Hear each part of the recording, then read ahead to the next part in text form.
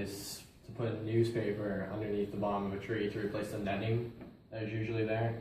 My dad owns a landscaping company, is where I got the inspiration for it. And because newspaper is biodegradable and it would be cheaper than the netting.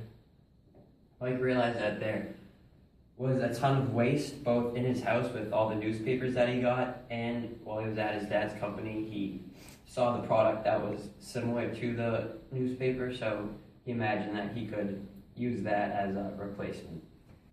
In 1999, only 41% of newspapers were recycled to create other new products. As well, today there's 9.88 million tons of newspaper generated throughout the year, and 2.8 million of it is burned or just tossed away.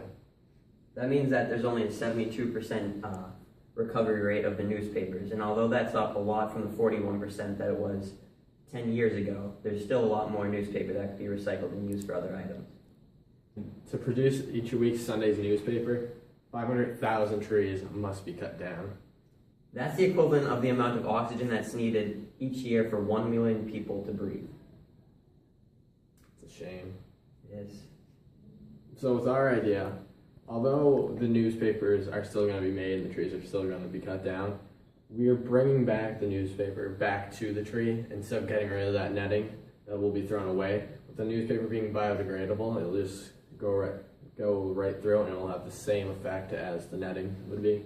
And also, it's a great activity for families, friends, get out into the nature, explore what life has. Plant a tree. Yeah. So now we'll show you an example of what our product will look like. Take one piece, wrap it around the base, curl it around.